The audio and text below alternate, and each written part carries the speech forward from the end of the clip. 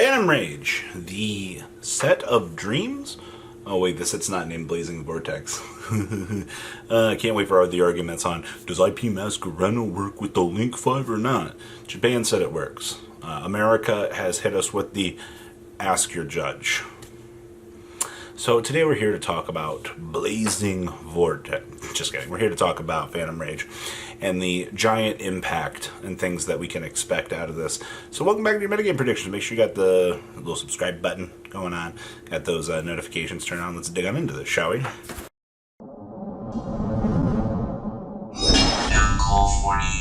Phantom Rage. Oh boy. So, metagame. So, we all know, I shouldn't need to tell you this, dinosaurs, Infernoble Hand Loop, and Dragon Link are still here. Alright? I've made tons of videos. I've talked about these each and every month. Your TLDR, Infernoble, go, oh, well, that's a nice hand that you have there. Oh, where to go? Alright? That's where we are with that deck. Alright, so you counter pick to beat it by playing a bunch of Dark World cards.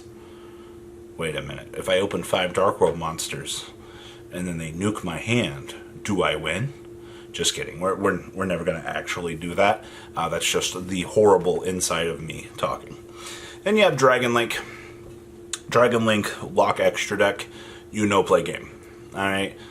I think I summed that up pretty well. Dragon Link Locky Extra Decky with lots of negati with big Borreload Savage Intimidating Dragon. Alright? That's it. Yeah, that's literally Dragon Link summed up in a nut. Well, how do you beat that? Cosmic Cyclone, Twin Twisters. But first, you have to bait out the Herald. And then you have to bait out the Borreload Savage. And then, only after you've wasted cards that threaten these two, then can you threaten the Avatar himself, the Buster Whelp. Isn't that fun? All right, that's my Yu-Gi-Oh. And then last on the top returning contenders list is dinosaurs. Miscellaneous Sarasaurus has somehow rewritten history and is protecting the dinosaurs from Nibiru. All right, so deck is very standard. It has Ultimate Conductor. It's very consistent in its boards it makes. Auto loses to Lancia. I think that's really the only real thing I can say here is the deck is just oh, Lancia. Nope, guess I lose. Lancia past turn is where it is for dinosaurs. So yes, there are counters to it. I just don't like Miscellaneous Sarasaurus' protection effect. It's very ill-designed and bad for the game, but every dinosaur player tells me I'm wrong. Every other person that plays this game is like, yeah, that's not fair. It is what it is. I made the video on it. So, rest of the metagame. Woo! What does Phantom Rage bring to the table? Phantom Rage brings new love to Zoodiac as a top contender. And I'm very high on this particular card, with Zeus being that... Man, that's going to get taken out of context.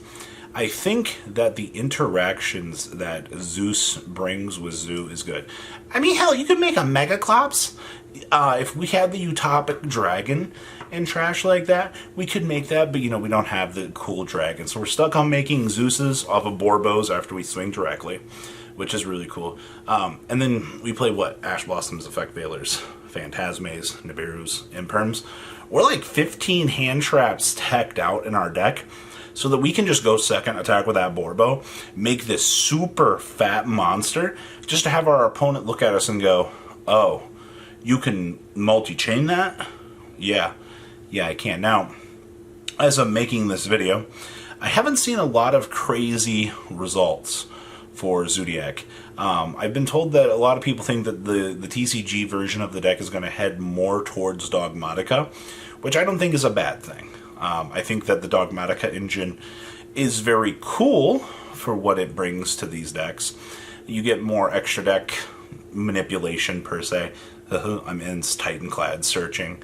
I don't think you're going to play the Shadal package in this particular variant. But honestly, at the end of the day, what you get with Zoo is you get a control deck that you get to play again. All right, and as a control player, I'm happy as fuck. I'll be honest with you. I think everybody and their mother is extremely excited to see Zoodiac returning back to the field as a tier 1, tier 2 contender. I'd say probably more like 1.5 tier 2, but alas, we'll see where that goes. So, frick yeah. Alright, next up on our contender list here, we have Prank Kids.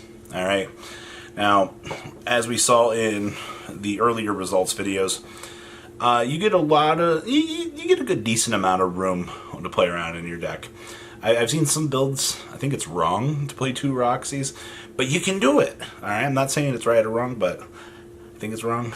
So, you can mess around with your ratios. You build it on hand traps.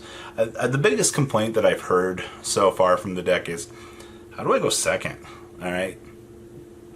It is what it is. You go first, they go, man, build this board, you go to town. If you want to go second, you Ash Blossom, Imperm, Droplets, Tactics, even Mystic Mine in the deck, so you get this favorable chance of doing it. I mean, bad news that I have to tell everybody here is, yeah, Mystic Mine exists. Yeah, Mystic Mine rounds out these bad matchups and makes them easier for you to play with. And Prank Kids is one of those decks that, at the end of the day, does get to play it. And I don't think it's a bad thing. You do get to take full advantage of this, but that's the thing.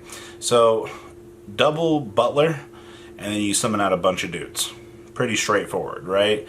Outside of that, is the deck inconsistent? Is going to be issues? Meow Meow has kind of rounded out a lot of your problems.